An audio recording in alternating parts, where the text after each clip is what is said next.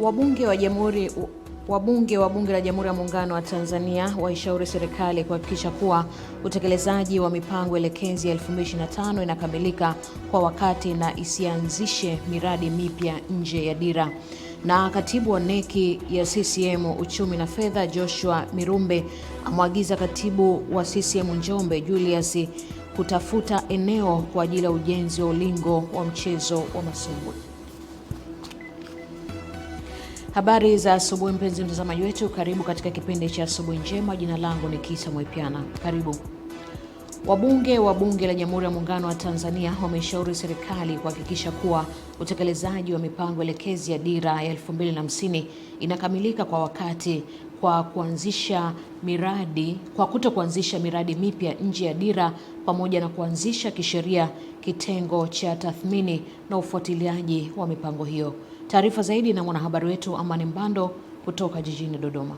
Wabunge wametoa ushauri huo wakati kamati ya mipango ya bunge zima ilipoketi katika kikao cha 6, mkutano wa pili kujadili mipango elekezi mitatu iliyowasilishwa na serikali bungeni, ambapo wamesema hamna budi kuisimamia kwa kuanzisha kitengo kitakachokuwa na kazi ya kufanya tathmini na ufuatiliaji wa miradi husika.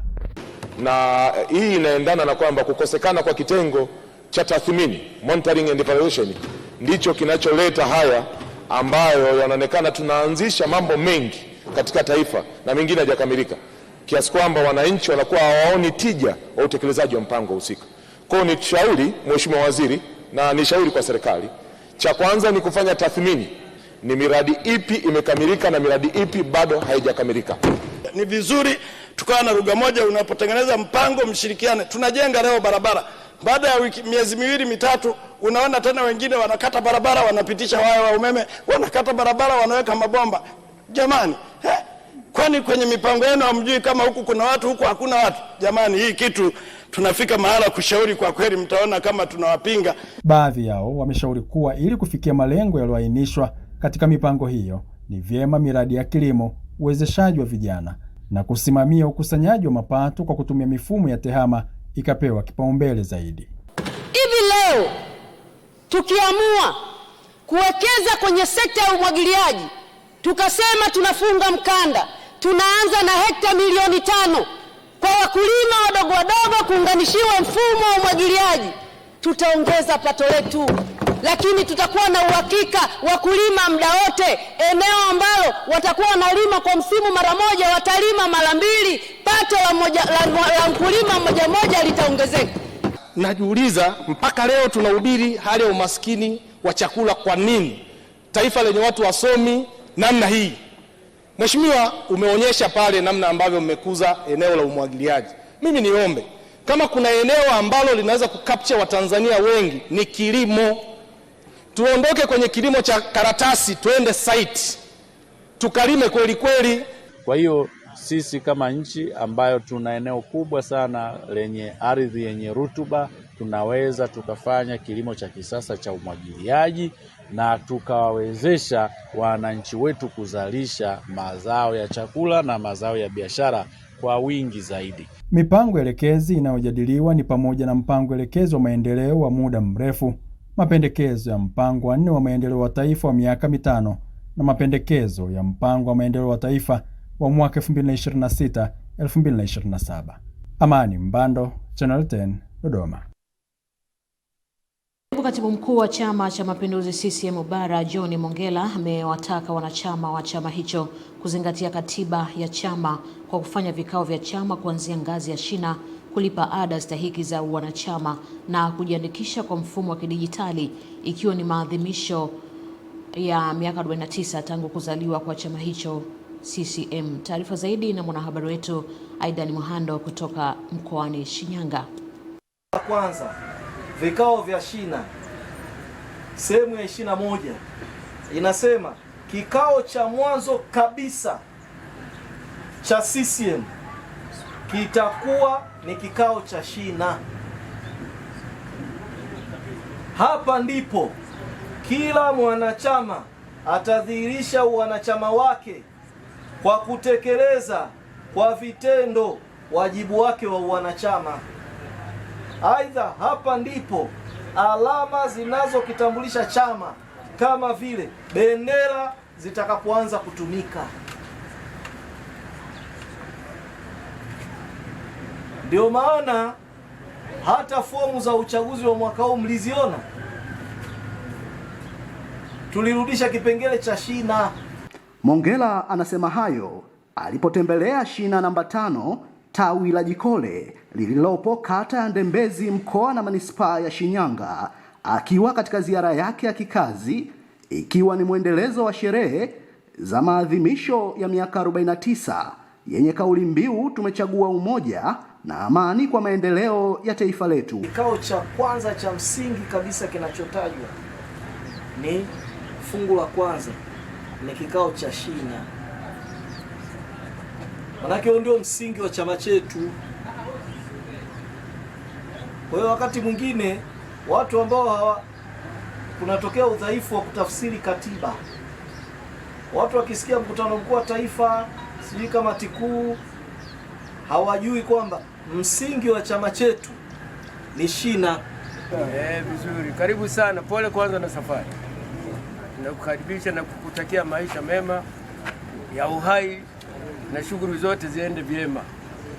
Asanteni sana wenzangu, vijana, wazee, mabalozi na kadhalika. Jamani, hiki chama Mungu amekilinda.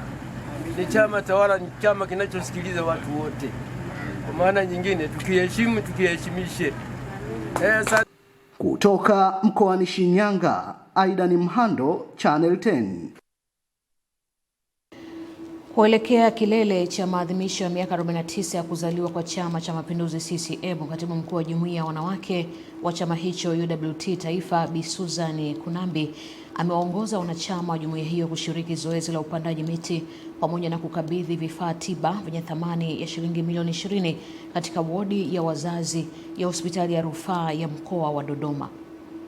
Akizungumza mara baada ya kukabidhi vifaa tiba hivyo kwenye hospitali hiyo, Katibu Mkuu wa UWT Taifa, Bi Susan Kunambi amesema kuwa hatua hiyo ni sehemu ya mchango wa jumuiya hiyo katika kuunga mkono wa juhudi za serikali za kuboresha huduma za afya kwa mama na mtoto. Tunajivunia mambo mengi katika chama chetu. Serikali yetu inaongozwa na Chama cha Mapinduzi, na Chama cha Mapinduzi kinayo ilani. Katika ilani imezungumza mambo mengi ambayo yanakwenda moja kwa moja kugusa jamii yote kwa ujumla, wanawake na wanaume. Na tulichagua hivi kwa sababu kutekeleza kanuni yetu, sisi tunao wajibu moja kwa moja wa kuwagusa wanawake, kuwagusa na watoto katika nchi yetu. Kwa hiyo ndio maana tukachagua kuja katika wodi ya wanawake na pamoja na ya watoto njiti. Hapa hospitali kuna wodi ya watoto wengine, lakini tukasema sisi tuje kuwaona watoto njiti. Sisi kama hospitali tukaona ni vyema na sisi katika siku ya leo tuweze kuwakabidhi tuzo kwa maana ya kwamba kwa kuhakikisha kwamba chama kinafika miaka 49, kuhakikisha kwamba Watanzania wanaendelea kupata huduma bora katika nchi yetu, na pia cheti ambacho kitakaa kama kumbukumbu kwenye ofisi yako, lakini ikiwa ni alama kwa chama ya kwamba chama kinafanya kazi pamoja na wananchi. Akizungumza na wanachama wa UWT mkoa wa Dodoma, Bi Susan Kunambi amehimiza suala la usimamizi wa maadili na kuwataka wanawake kuendelea kuwa mfano bora katika jamii. Maadhimisho haya si ya kusherehekea pekee, bali ni ya kutafakari wajibu wetu kama wanawake ambao ndio nguzo ya familia na taifa.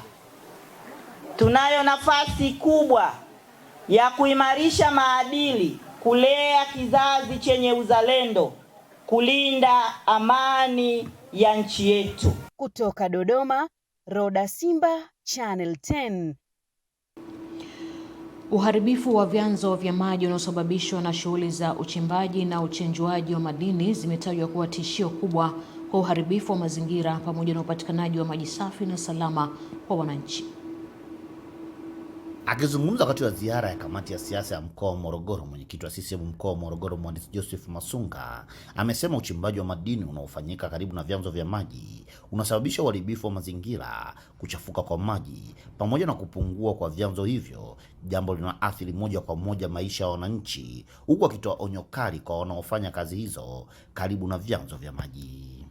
Sasa haya yanayofanyika kwenye bwawa la Mindu kule ni kinyume na kanuni na uhifadhi wa mazingira, lakini uhifadhi wa vyanzo vya maji, kwa sababu kuna shughuli zinafanyika pale kama za uchimbaji madini ambazo zinaathiri ubora wa maji ambayo yanapatikana kwenye hicho chanzo kutokana na sumu ambazo zinaweza kupatikana kwa hizo chemicals ambazo zinatumika katika kuchakata yale madini wanayochimba. Sasa tumetoa maelekezo kwamba hizo shughuli zisimamishwe na wale wote ambao wanahusika na uchimbaji pale waondolewe. Kwa upande wake, mkurugenzi mtendaji wa mamlaka ya maji safi na usafi wa mazingira Morogoro MORUWASA CPA Sais Kiejo amesema serikali imewekeza zaidi ya shilingi bilioni 1.3 katika kata ya Kiegea, Mkundi na Lukobe ili kuhakikisha wananchi wanapata huduma ya maji safi na salama. Serikali imewekeza kwenye maeneo ya Mkundi, Kiegea na Lukobe. Tunapata zaidi ya fedha bilioni 1.331 kutoka serikali kuu, lakini na sisi tumechangia kama milioni 484. Kwa jumla kama bilioni 1.8 imewekezwa kwa ajili ya kulaza kilomita 194. Naye mkurugenzi wa bodi ya maji bonde la Wami Ruvu, mhandisi Elibariki Masi, ameeleza hali ya upatikanaji wa maji manispaa ya Morogoro. Kwa upande wa manispaa ya Morogoro wanategemea maji kwa asilimia 80 maji yaliyoko juu ya ardhi, kwa maana eneo la bwawa la Mindu na pia maeneo ya mito hasa mto Morogoro na mito mingine inayopita ndani ya manispaa ya Morogoro. Hali kadhalika wanategemea visima ambavyo ni moja ya jukumu kama taasisi kufanya tafiti za maji chini ya ardhi. Na kwa bahati nzuri tuna ramani inayoonyesha uwepo wa maji chini ya ardhi kwa manispaa ya Morogoro, na hatua ya kwanza tulishaanza kuchimba visima 7. Jimmy Mengele, Channel 10, Morogoro.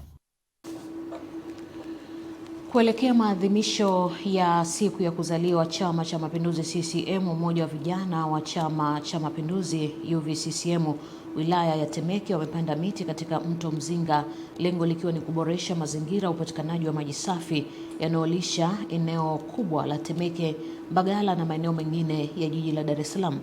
Akizungumza jijini Dar es Salaam katika kuelekea kilele cha miaka 49 ya chama hicho, mwenyekiti wa UVCCM Temeke Samuel Wilson Kiongolo amesema vyanzo vya maji lazima vilindwe kwa kuwa Tanzania imekuwa na neema kubwa ya vyanzo vya maji ambavyo vinapaswa kulindwa kwa kupanda miti, na kutoa wito kwa wananchi kuacha kuvamia maeneo ya vyanzo hivyo kwa maslahi mapana ya jamii nzima. Tumekuja kujumuika kwa pamoja katika kupanda miti.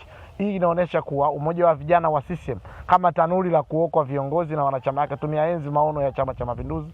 Tumekuja kuhakikisha kuwa tunatunza vyanzo vyetu vya miti. Sambamba na hilo, tutakuwa na zoezi la upandaji wa miti, tutakuwa na zoezi la pili la kuhakikisha kuwa tunagawa vifaa maalum kwa ajili ya wahitaji. Yote hayo tutayafanya siku ya leo, umoja wa vijana wa CCM katika uzinduzi wetu kuelekea kilele cha miaka 49 tarehe 5 ya kuzaliwa kwa CCM.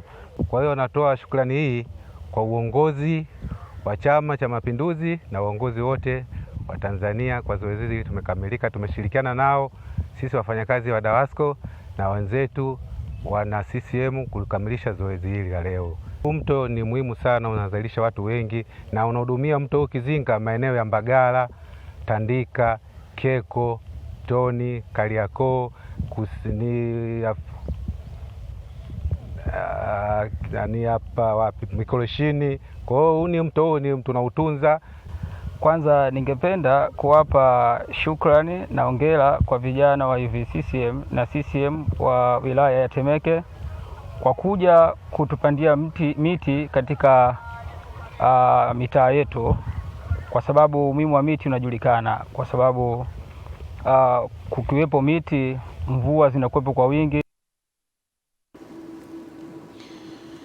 Mkuu wa wilaya ya Kasulu Kanali Isaac Mwakisu ametoa wito kwa makanisa ya wilaya hiyo kuchangamkia fursa ya mikopo ya 10% inayotolewa na serikali ili waweze kujikwamua kiuchumi.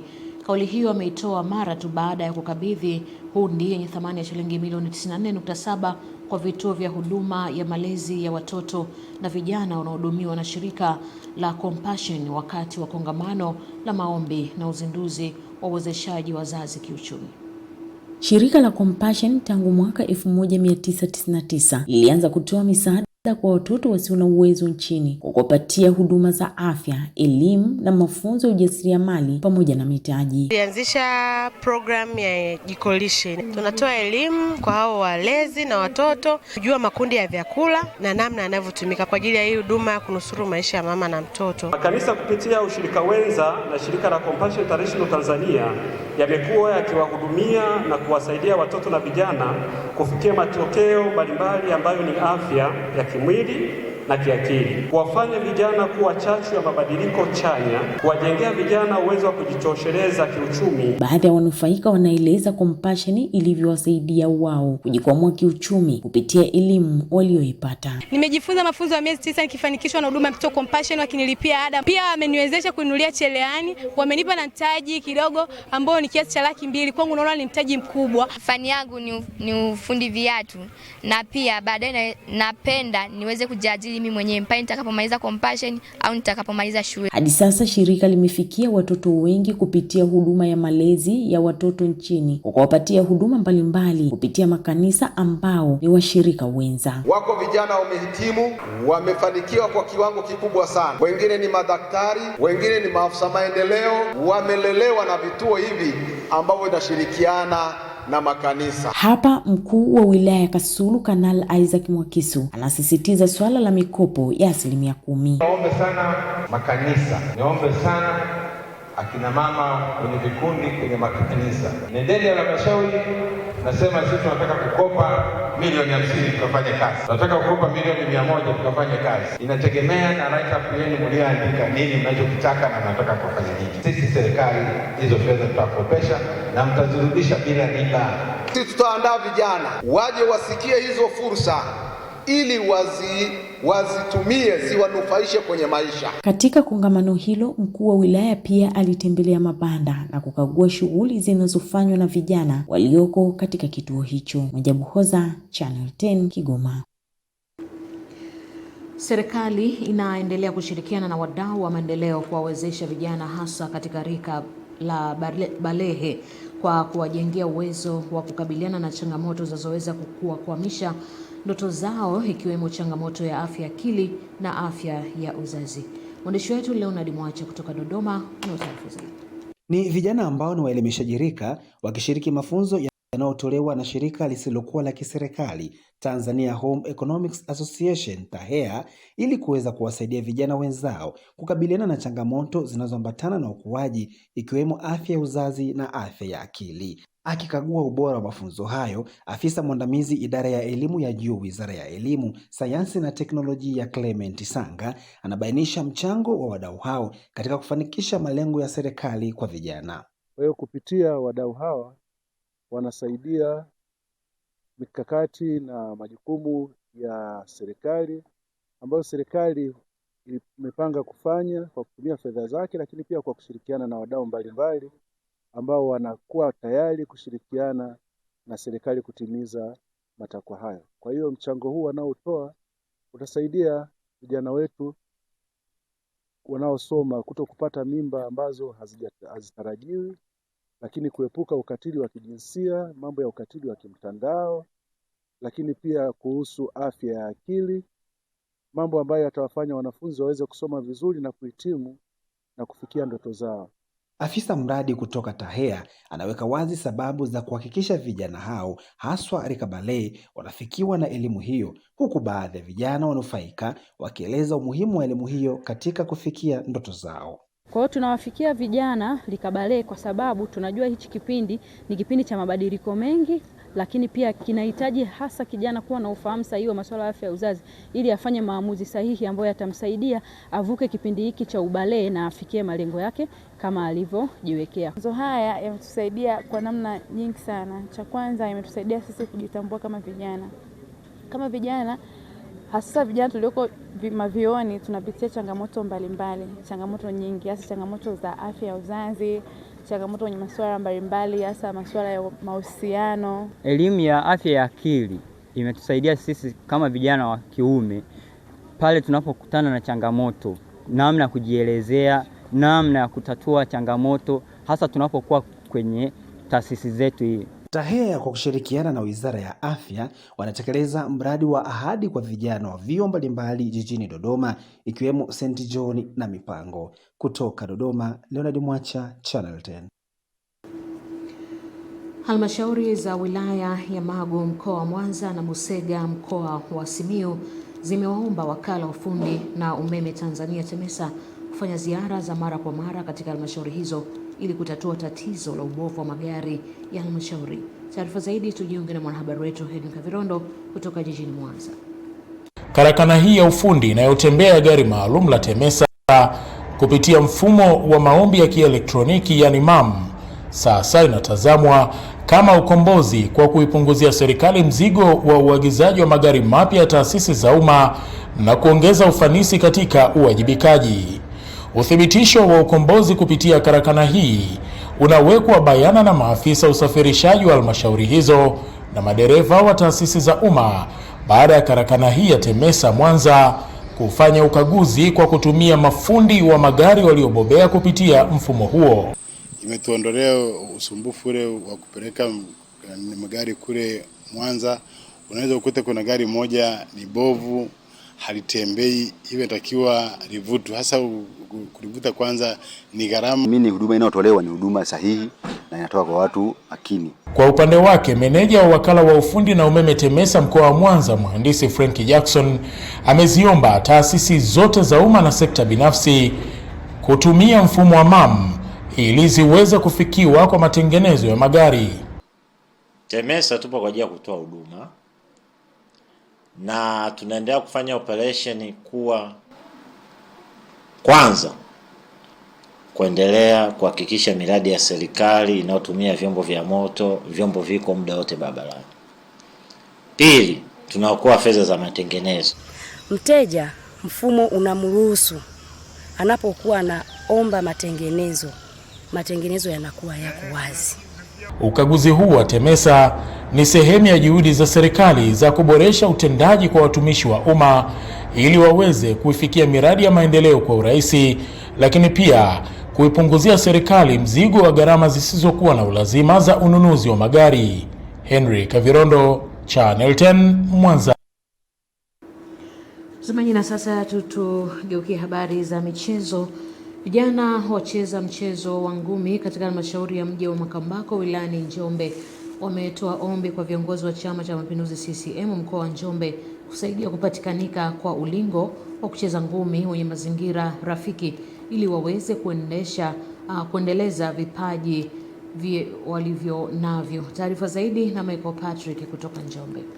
Wakizungumza mbele ya mjumbe wa kamati kuu ya CCM Taifa ambaye pia ni katibu wa NEC uchumi na fedha Joshua Mirumbe wakati wa shamla za uzinduzi wa maadhimisho ya miaka 49 ya CCM mkoa wa Njombe kwenye uwanja wa polisi mjini Makambako, kiongozi wa mchezo wa ngumi mjini Makambako Kabuje Kasembe amesema, tunaomba kwa heshima na unyenyekevu, kama kweli mtaweza kutuwiwa vijana wenu, umeona, tuwe na ulingo wa chama cha CCM ambao utasimamiwa na viongozi wa CCM. Tutapenda sana ikiwa imefanyika hiyo. Tunaombeni sana viongozi, ulingo wa chama. Katika shamla hizo za kuelekea kilele cha kuadhimisha kuzaliwa kwa CCM Februari 5 mwaka huu, bondia Hamza Lubandamo aliibuka mshindi na kuvalishwa mkanda na mgeni rasmi baada ya kumtwanga kwa knockout mpinzani wake Kaiza Muherera. Raundi ya 3 Hamza aliongoza na vile mpinzani wake tuliona hawezi kuendelea. Refari lilisimamisha pambano, kwa maana hiyo Hamza ameshinda kwa tekniki knockout. Kufuatia ombi hilo la wanamichezo wa ngumi mjini Makambako, katibu wa NEC uchumi na fedha CCM Taifa Mirumbe amemwagiza katibu wa CCM mkoa wa Njombe Julius Peter kuhakikisha unapatikana uwanja kwa ajili ya ujenzi wa mchezo wa ngumi Makambako, huku akiahidi kuchangia shilingi milioni 3. Katibu wa mkoa na kukabidhi hawa mchango wangu milioni 3 kwa hawa. Sio wa kugawana, wa kuhakikisha ile kile mlichoomba. Na nikifika tu umeniletea barua na hela ya hawa. Kutoka mkoani Njombe, Michael Patrick, Channel 10. Mtazamaji, mwisho wa taarifa habari. Hivi punde turudi tena kwa ajili ya kuangalia kilichojili katika upande wa magazeti.